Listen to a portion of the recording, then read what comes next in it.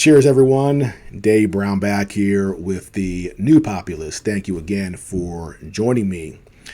Our Secretary of State, Antony Blinken, is in Kyiv right now, where he has met with the Ukrainian President Volodymyr Zelensky, unfortunately, to discuss the possibility of the United States okaying the use of long-range weapons to strike deeper into Russia.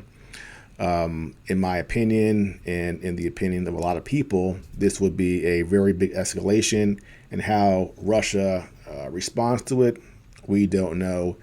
And of course, every time we escalate, Russia reminds us that they have a nuclear deterrent, and that if the motherland is threatened, that they can preemptively use nuclear weapons to strike back. Now, will they do that? Probably not.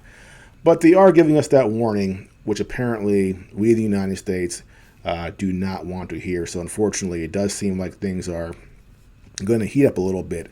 We keep on pushing the envelope, and the fear is at some point it may go too far and things may escalate out of control. Now, Blinken was also there to attend a conference on Crimea.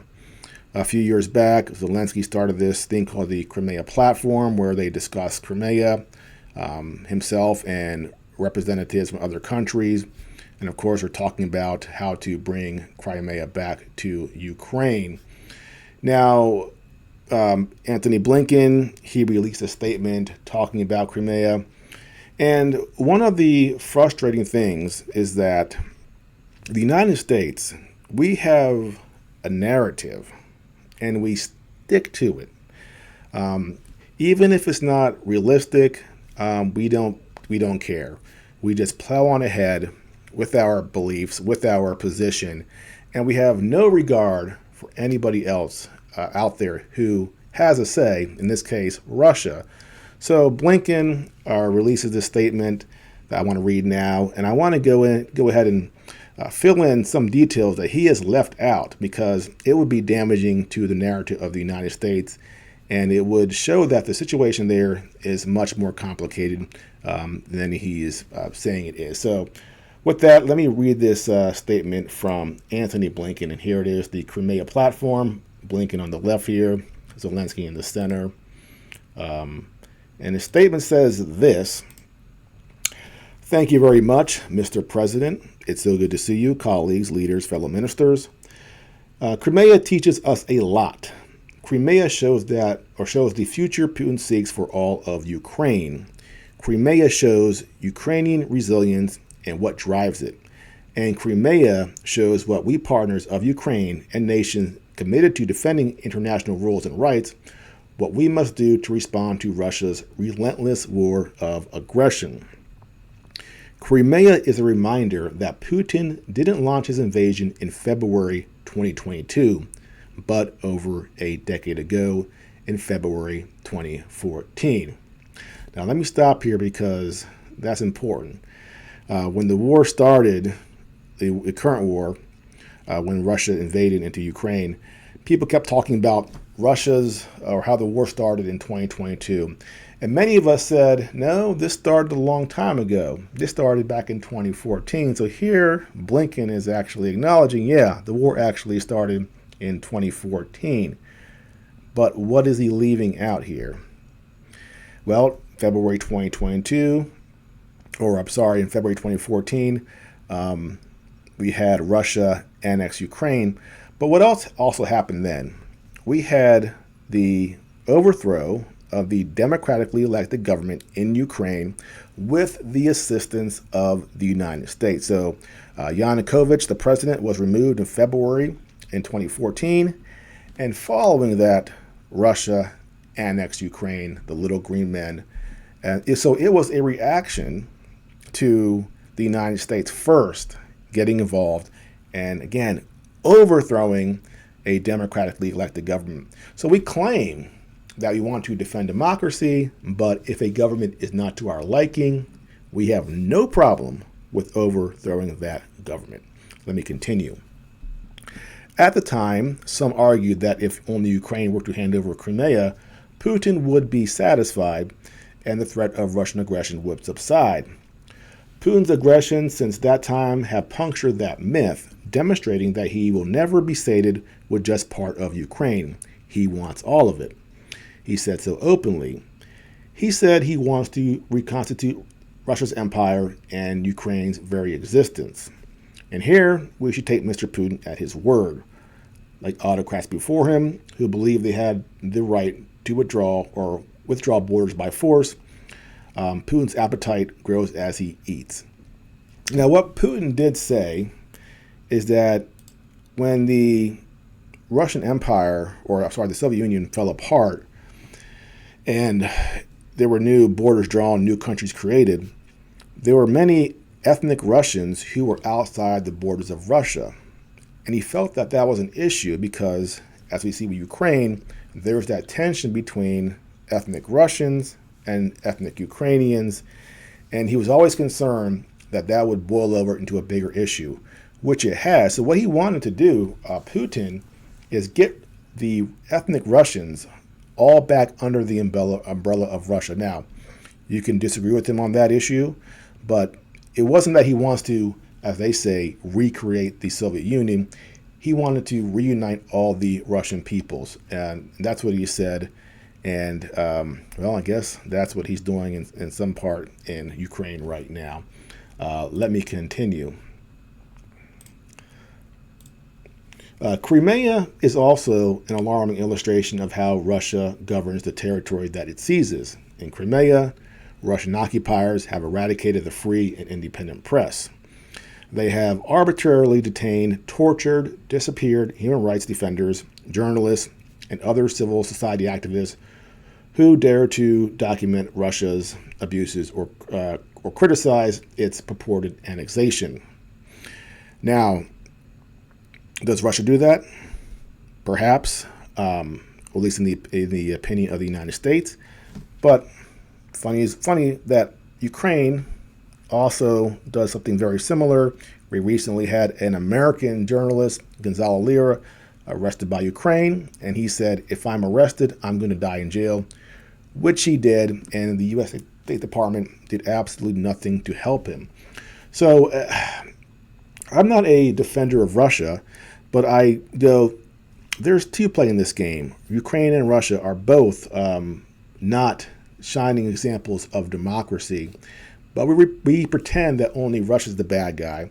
And that's why, again, as an American, I don't want us to be involved in this. Both sides have issues, and I would prefer them work it out on their own without us putting our thumb on the scale or pushing one side to certain actions, and that's what we've done. The Russians, have repressed non-Russian culture, language, religion, including that of Crimean Tatars, and destroyed non-Russian cultural heritage sites. They have repeatedly held sham elections at gunpoint. They forcibly transferred children and compelled them to participate in Russian re-education programs. Now, what's funny here is that Ukraine has gone after the Russian language in the Donbass. Ukraine has destroyed Russian sites in Ukraine. Ukraine has gone after certain religious figures in Ukraine that are not repeating what the government wants. So Russia's doing it. Well, Ukraine has done that in spades the last 10 years in Ukraine. So it's, again, he's only showing the one side and not showing the other side as well. As far as forcibly transferring children to Russia, well, there were children who were away from their parents in the Donbass in a war zone, and Russia took them to Russia. It's a re-education program. No, they were trying to get them out of there so they were safe. It's very much exaggerated what they're saying there. I'll continue. Crimea is not an isolated case. It's a blueprint. This is how Russia governs every part of Ukraine that it occupies. And it's what we can expect Putin would do whenever and wherever he seizes Ukrainian territory. This, in turn, is a big part of the reason why Ukrainians fight. They know the world that awaits them if Putin were to succeed in absorbing Ukraine into Russia. And finally here, but the story of Crimea is not just the story of what Russia has done. Crimea is also the story of Ukrainian tenacity, ingenuity, perseverance. Since Russia launched its full-scale invasion, Ukraine has sunk or damaged nearly a third of Russia's fleet, pushing Russia back from the Black Sea, feats that Ukraine achieved without a fleet of their own. Ukraine has reopened a maritime corridor, once again allowing its grain to feed the world. And now, with long-range missiles supplied by its partners, Ukraine is effectively targeting Russian military assets in Crimea. Finally, Crimea is about much more than what Ukrainians are fighting against. Crimea is about what Ukrainians are fighting for. In Crimea and in all of Ukraine, Ukrainians fight for the inalienable rights of people to choose their own future and to have their human rights respected. They fight for the rights of nations to have their sovereignty, their territorial integrity, their independence respected, principles at the very heart of the United Nations Charter. And when the United States and so many other partners stand with Ukraine, we not only help affirm those rights for Ukrainians, we help affirm them for all nations and for all people. That's why we are proud to join Ukraine in reaffirming today and every day, Crimea is Ukraine. Now, he's talking about people choosing their own future. So let's actually look at Crimea and how it's broken down by ethnicity and whether or not they actually wanted to join Russia. So first, Crimea is almost 60% ethnic Russians, 60% almost, 58.3%. And when Russia took over, they had a referendum, and 97% voted for Crimea to be part of the Russian Federation. Now, of course, we said that's not right. They don't want to be part of Russia. This was done at gunpoint.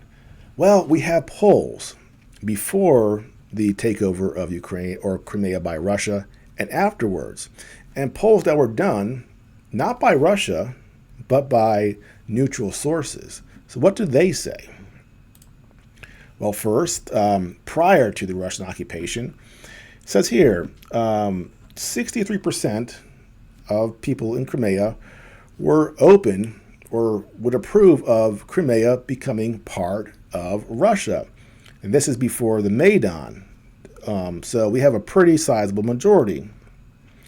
And then we have the United Nations taking polls over several years between 2009 and 2011. And again, 65 to 70% of people there would vote to be part of Russia if given that vote. So people choosing their future, well, it seems that most of the people in Crimea wanted to be part of Russia even before the revolution in 2014. And then we have here, after the referendum, we have multiple polls from the United States showing the overwhelming majority, 83% in one case, 88% in another case, where they believe, the Crimeans, that the referendum accurately reflected the will of the people in Crimea. 88%. So if we're talking about people having self-determination, it seems that the Crimeans chose to be part of Russia, and it wasn't done at gunpoint. They actually did want to be part of Russia. So realistically, Crimea will never go back to Ukraine. And our Secretary of State, again, we have our narrative. Crimea is part of Ukraine, and we won't break from that, but it's not realistic. It's not going to happen. And if we are approaching things from a unrealistic standpoint, how can we make positive progress? We need people who are serious, people who understand reality, to be sitting down and negotiating and having diplomacy with our adversaries. And we in the United States do not have that right now. We have clowns like Antony Blinken. And, Why is Crimea important? Well, we have Sevastopol here, which is the very famous Russian naval base that Russia did not want a pro-Western Ukrainian government infiltrated by the United States to have control over Crimea here and get control over this military base or this naval base down there. That would be just too far for the Russians. So when we overthrew the government in 2014 or helped the Ukrainians overthrow their own government, that's why Putin reacted by taking Crimea to make sure that it didn't fall into U.S.-friendly hands. And again, that is strategically makes sense. Like, we would never allow certain military facilities to fall into the hands of the Chinese or the Russians, or a government where the Chinese and Russians were very friendly and having a certain control. So their response was very predictable. But again, we don't actually consider the other side and how they might react to something. We have our plan, we have our narrative, and we plow forward with zero consideration of anybody else. And oftentimes it backfires, and we've seen it backfire for the last 30 years in our foreign policy, yet we keep on plowing forward. It is irresponsible, and if we are not careful, unfortunately, it could lead to World War III. And that is where we're heading unless smarter people run U.S. foreign policy. But unfortunately, they are very much entrenched, very unserious people who seem to be completely unwilling or just ignoring the potential dangers of, escalation with Russia that could get to the point where it boils out of control. So again, I say that most of my videos talking about Ukraine and foreign policy. Hopefully Trump wins in November, because he's the only person that seems to recognize this from the American side that has the potential or will have the power to do something about it. No one else talks about it. We heard Kamala talk about Ukraine. She was repeating all the neocon talking points, so she's completely useless. And God help us if someone like Ukraine is the person we send to negotiate or have diplomacy with the likes of Putin and Xi. That will be an absolute disaster. Well, that is it for now. If you are new to my channel, please like and subscribe, and I will see you next time.